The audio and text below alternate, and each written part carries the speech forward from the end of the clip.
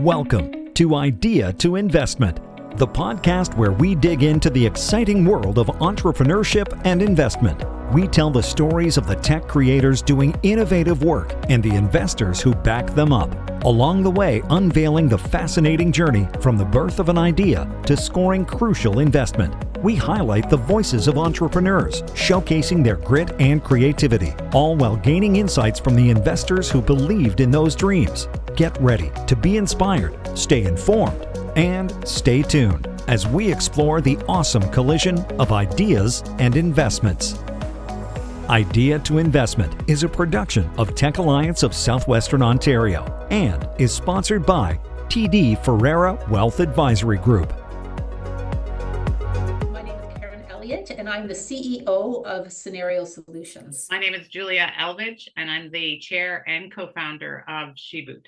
Thank you both for joining us on the podcast. Great to have you here. I think this is going to be a really neat discussion and a little different too. But we are going to start off, as we always do, Karen, with the pitch. So maybe give us like a 60-second pitch. Pretend you're in a pitch competition for Cinareo. Imagine that you have a flight to go somewhere on your ultimate dream vacation, and your flight was canceled, and you had to rebook your flight, and you phoned, and you were put on hold and told that the next available agent was going to be available in 90 minutes. How would you feel? I think anyone would feel a little bit disgruntled and maybe frantic. We are trying with Cinareo to solve the problem of agent wait times. We're trying to solve the problem of customer service, people waiting on hold for hours to get a hold of an agent for customer support. We want to make sure that the contact centers of the world, who have to deal with multiple channels, multiple agents spread across the globe, know ideally the right number of people they need in the right place at the right time in order to serve customers, so no one is waiting for customer service. Just like any good pitch, I have 1,000 follow-up questions for you, Karen. And I welcome them. Maybe dig a little deeper into, just technologically speaking, what problem you were looking to solve and kind of what inspired that from the very beginning for you. So I've been a consultant for 20 plus years. My co-founder and I were frustrated with this gap in the market. So we worked a lot with contact centers in terms of optimizing them, in terms of people, process, technology, knowledge. And one of the key gaps in the market was around capacity planning. Contact centers really truly understanding the optimal number of people they needed in order to serve their customers. Because again, 80% of a contact center is people. You're paying salaries. That's a lot of money if you don't know exactly how many people you have. And the platforms on the market had this gap in terms of planning, where all these contact centers were doing it manually using Excel spreadsheets, for example. There was no automated way to do it very thoroughly, very accurately. So we approached it and let's find a digital solution, an online solution to remove the need for manual spreadsheets, which are time consuming. You're embedding calculations of formulas. If you're just a tiny bit wrong, you'll never know it's an embedded formula in an Excel spreadsheet. So you could be off by millions of dollars. You could be losing money you're not aware of.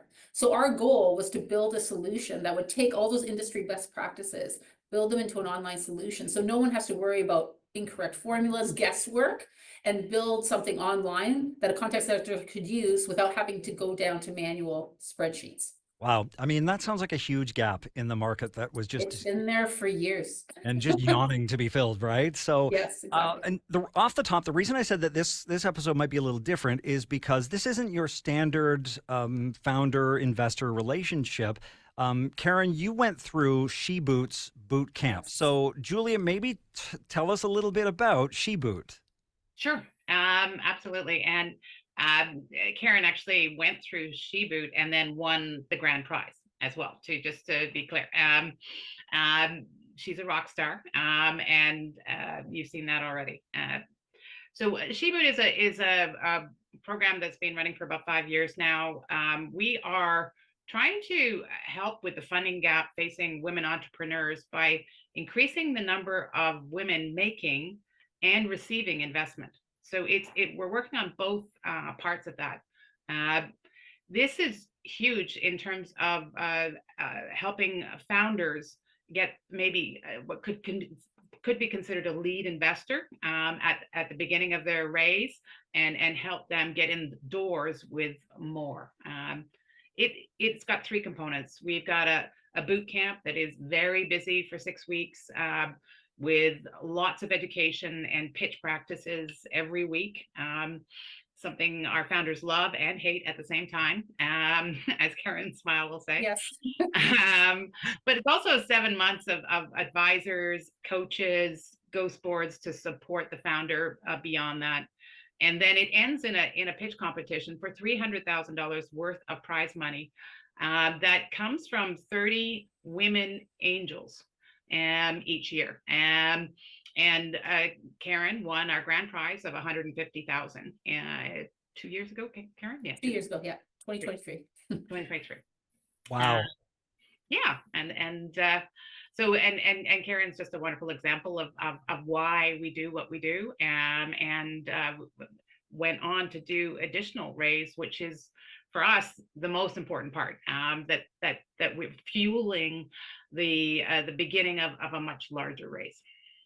So what was the experience for you, Karen? And you mentioned that there were some parts that were a little uncomfortable. Oh, yes, around, well, as soon as Julia mentioned the pitching, I have notoriously avoided public speaking in my life, being in front of an audience, not really my comfort zone.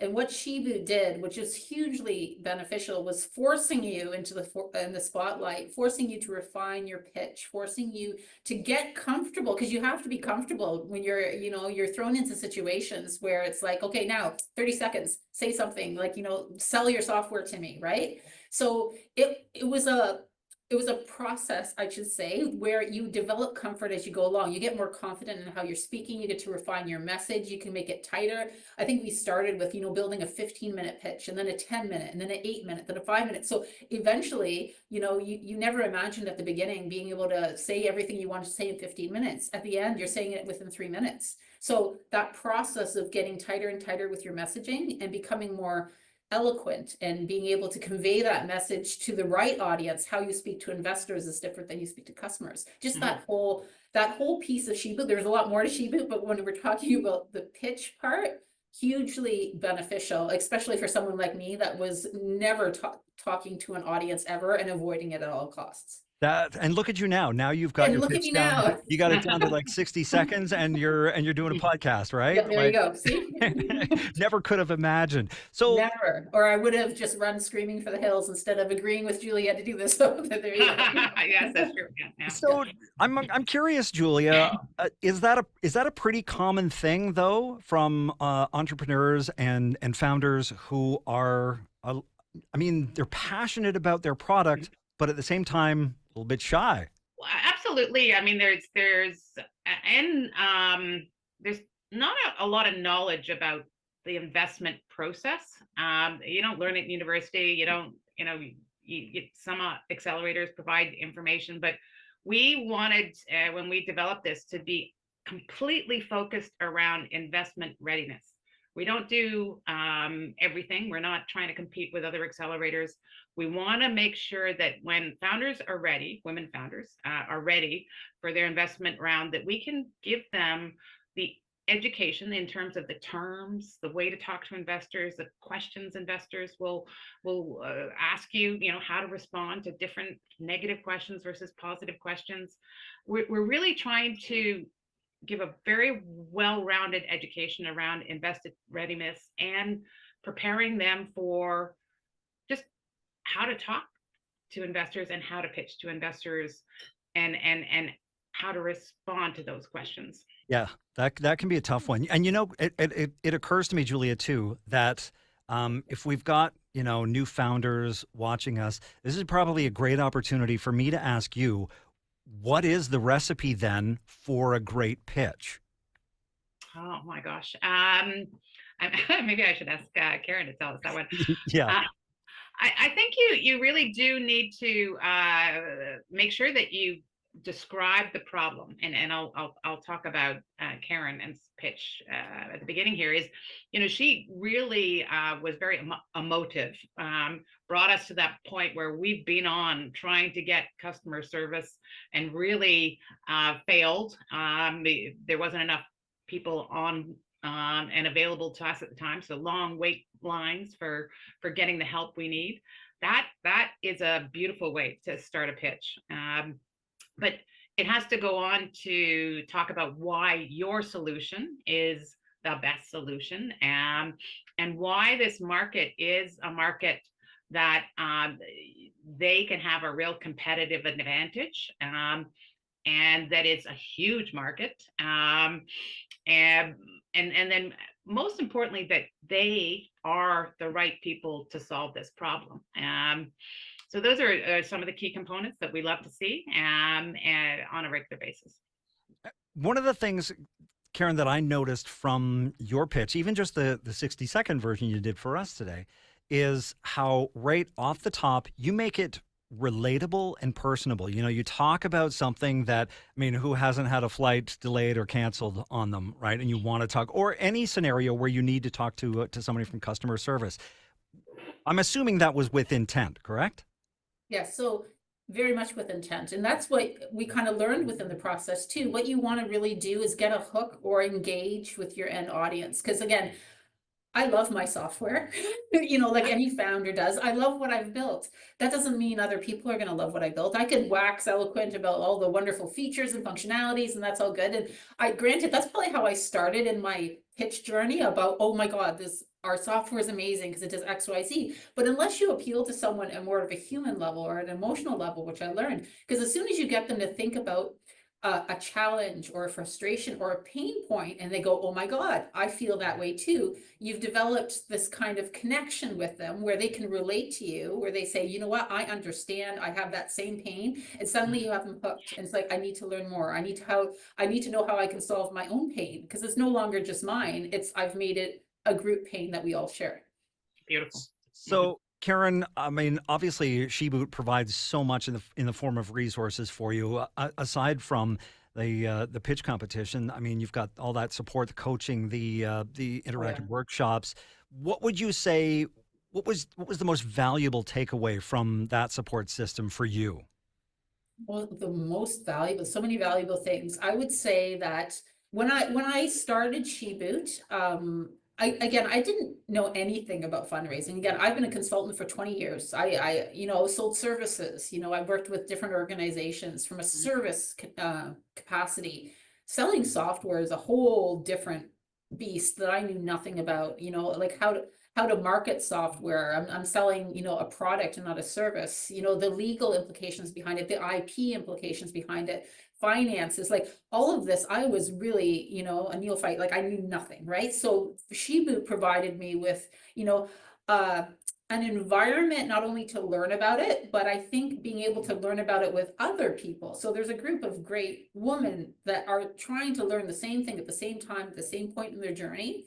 There's a synergy that's there too, where you realize you're not alone in feeling like an idiot. You're like, I don't know anything about this, right? Everyone else is like, oh my God, I know nothing too. So being in that environment was beneficial, as well as being able to learn from a ground level about some key components about, you know, running a business that were just foreign to me, I guess, from a consulting background, and being able to learn that. And fundraising, never raised any money before except being in grade 3 at, you know, like some skipping rope competition. I knew nothing. So again, being able to navigate, like Julia said, the world of investors and what questions I should ask and what type of investor would be interested in me and how I can answer those questions, like that was all stuff I needed desperately to know. And it gave me a way to learn it, not just solo, but with a group of people that could provide extra support and mentorship in terms of the SheBoot program.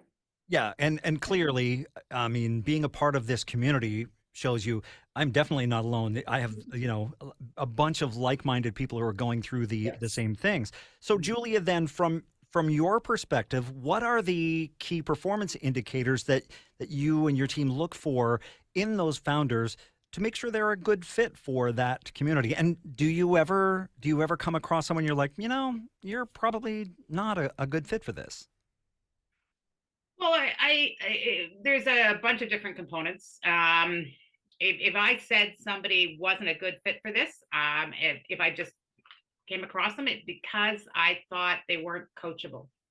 Coming into this, you know, we actually interview to ensure that we've got the right people. We look at applications, but the interviews tell us about the coachability and whether or not, you know, this person is really going to get value from it. You know, I think I've seen individuals that are interested in just the prize money, and that's not what we're here for. The prize money is the bonus at the end, but we're really here to help the longer term journey, and that means some of the education and coaching. I'm curious, what kinds of questions, you know, how do you weed that out, or is it pretty obvious right from the very beginning? Sometimes it's really obvious, but looking at the past tense and asking them, you know, tell us about a situation in the past where you received some coaching or advice and how you absorbed that. I mean, just to see, you know, what their reaction was in the past, and if they have a great story of, oh my gosh, this person just, you know, looked at it so differently and it made me really think. And that's all we want. We don't want people to change their opinions. We want them to rethink it, potentially based on new perceptions. So, Karen, this is a female-focused accelerator. What did you learn about pitching to different genders? Well, as a female in the tech space, particularly, it is, and again, not to date myself, but when we're thinking back in the 80s and 90s, right? I've been in tech all my life. Very different nowadays in terms of before, where I might be one of two women, let's say, in a massive company doing some work in the tech space, and I didn't even have a name, right? I was the blonde girl that was helping you out, right? So in terms of pitching to men or women, I don't see that as necessarily different. What I did find valuable in terms of pitching, not to a certain gender, but making sure that they understood why I was doing what I was doing.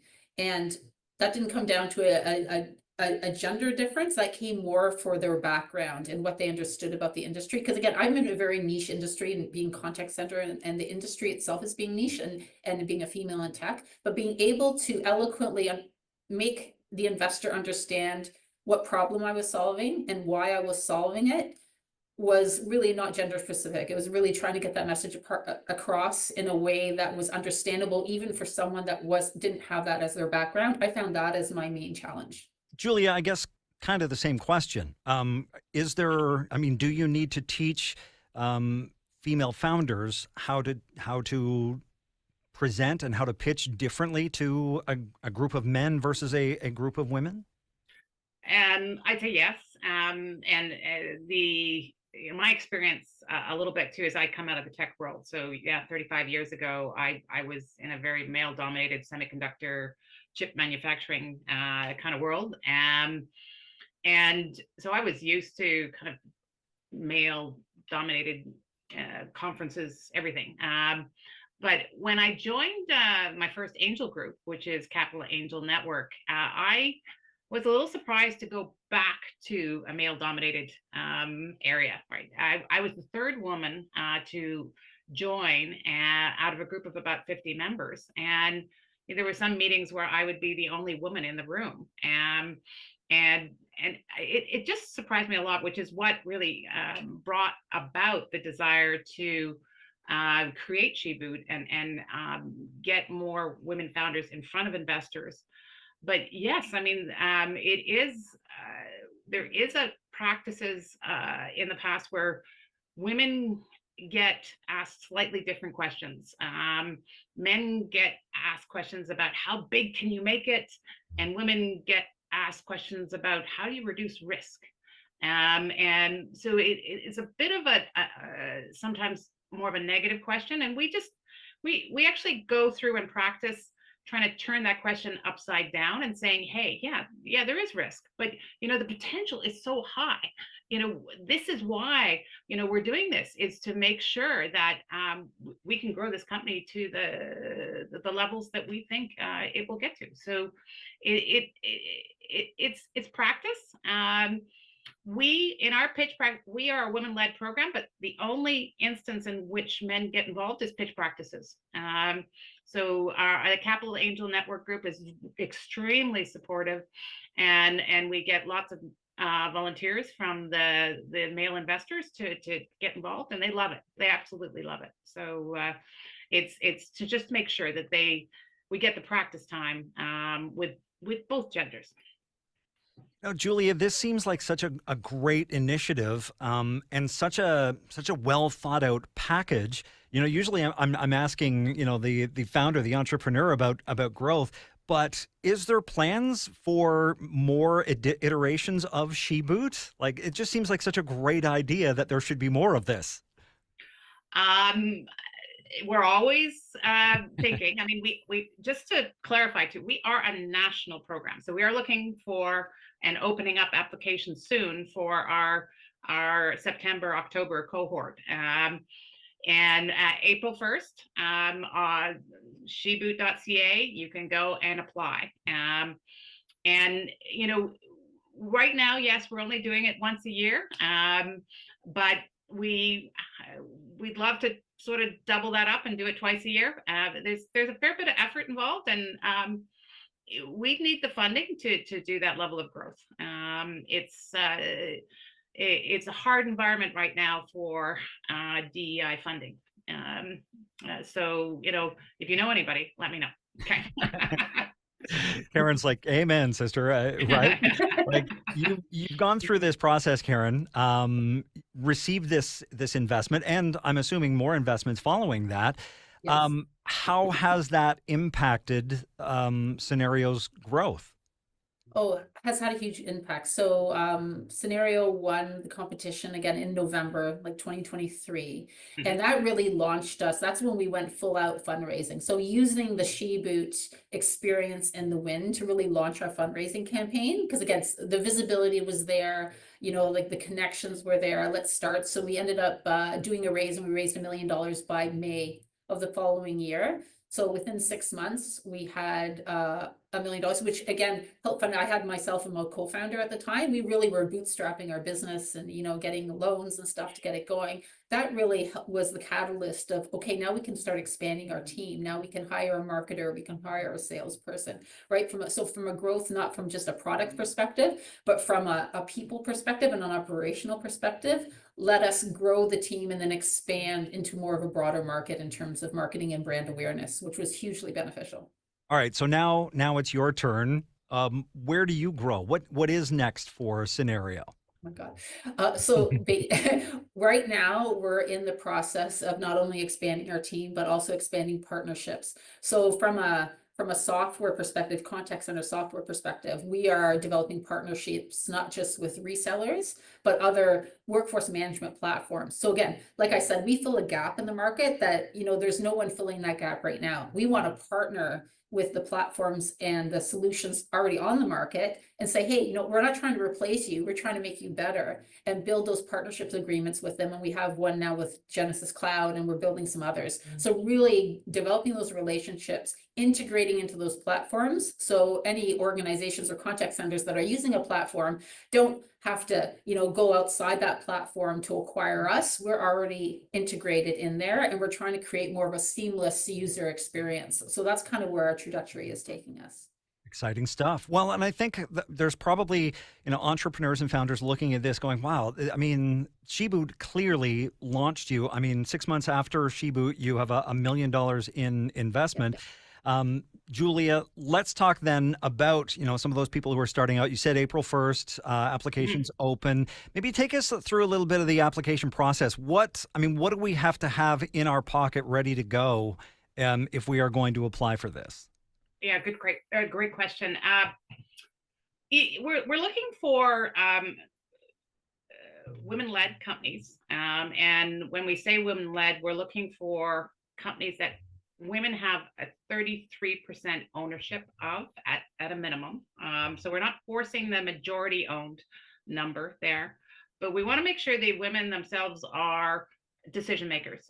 So CEO, COO, or CTO are the categories that we're looking for. They are companies of multiple industry sectors. We are totally industry agnostic. We've got some deep tech, we've got some med tech, we've got some SaaS, a whole range of different sectors involved. And for each of them, we're looking for evidence of traction, because traction is important for that angel investing phase that they're about to enter. But traction is different depending on your industry sector. For a SaaS company, we're looking for monthly revenue, that recurring, hopefully, revenue, and growth in that monthly recurring revenue. But for a medtech company, they are at the stage typically where they've completed some pilots to prove their prototype, but they still need to do a lot of work, and in particular get approvals from Health Canada, amongst other things. We consider those pilots to be an evidence of traction. But what I do recommend is, and what we try to ensure, is that women don't count themselves out right away. We're here for all women-led tech and tech-enabled companies. And if they're unsure, then we'll have information sessions, and conversations can be had. And really just check us out at sheboot.ca, or send an email to info@sheboot.ca, and we'd be happy to chat. So err on the side of reaching out. Yeah, please. Err on the side of applying. And so before I drop this, can a company at any point in their process, like maybe I've just founded this company, I'm just starting out, maybe I already have some investment, like is there a point at which you would say it's not worth it for you to come? In order to have traction, you have to be beyond the idea phase. And so, you have to have done some hard work to get where you are. So I don't recommend us for an idea phase. There are great organizations available to you right now. We're looking for people that really are starting or about to start their first external investment raise. They need those dollars to scale the company to the next level, to prove their prototype, whatever it might be, depending on their sector. But it's their first external raise is really that point that we can serve them best. So Karen, what advice then would you give to somebody who was just maybe starting out the process with SheBoot, maybe haven't even applied yet? Yeah, and actually it's been great, because I've had quite a few people, even online or through LinkedIn, reach out to me who are thinking of applying to SheBoot and want my feedback on my experience in that. So I try to share it and encourage them to go forward with it. You know what? I tell them, like, if you're going to do anything, and there's a lot of programs out there, honestly, there's a lot of different kinds of programs, and I've attended a lot of similar sessions and workshops and stuff. The SheBoot time has been invaluable, and it's almost like validating now. If I attend a session that we covered it in SheBoot, if I don't learn anything new, I've realized how valuable that SheBoot experience was, with the people that they brought to the table in terms of legal and finance, and trying to provide that support. It's so well rounded that I would just tell people, like, if you're going to do any of those programs out there, this is the one that you want to do, only because it covers, from end to end, everything that you need to know, and really sets you up for success, especially if you're going after that investment like Julia mentioned. Well, usually I save the last question for just the founder, but what a great question for each of you. So Julia, I'll start with you. If you could go back in time and back to the future yourself and talk to a younger version of Julia and ask yourself, or tell yourself, one piece of advice that might have helped you avoid a hurdle or an obstacle, what would you tell that younger version of yourself, Julia? I would tell myself to, even though I was a techie, like I semiconductor engineer, that I should spend time building my leadership skills right from the beginning. Like from 20s, I should be working on them, whether it's through volunteering, but really, those skills became critical to my role as president later on. And I had a lot of bumps along the way as I was learning all those leadership skills, but they can be learned much earlier. I'm a huge supporter of a program that teaches leadership skills to third and fourth year students. because they can just enter the workforce and build teams, inspire teams, and get things done. And so I wish I had that younger. It would have made a real difference for me. That is a great answer. Love that. All right. So, Karen, you've had some time to think about this too. What would you tell a younger version of yourself that might have helped you avoid some obstacles? I think it all circles back to what we were talking to before in terms of communication, public speaking, that like I went out of my way when I was younger to avoid any opportunities that it came. Like I was the one hiding at the back of the room or something, like avoiding anything that had to do with public speaking or trying to pitch and that. My younger self, I would have told, you know what, you need to do this. Like, you know, no procrastinating, no hiding behind someone else. Like, you know, you have to do it. So I wish I could have done it sooner than I did. I'm glad I did it, and I was forced to do it. And I think it took someone to physically force me to do that. But I would tell my younger self, you know what, bite the bullet, do it early and get good at it sooner rather than later. Yeah. Well, I would say you're pretty darn good at it. Nice. It clearly works. SheBoot did wonders. Well, I want to thank you both so much for talking about both of a great company and a great program with SheBoot. Karen, Julia, thank you so much for joining us on the podcast. Well, thanks so much for having us. Yeah, it was wonderful. Thank you, Ken. Idea to Investment is sponsored by TD Ferrera Wealth Advisory Group and is made possible by Tech Alliance of Southwestern Ontario. If you'd like to learn more about Tech Alliance and the resources available to entrepreneurs and startups, go to techalliance.ca. My name is Ken Eastwood. Thank you so much for joining me.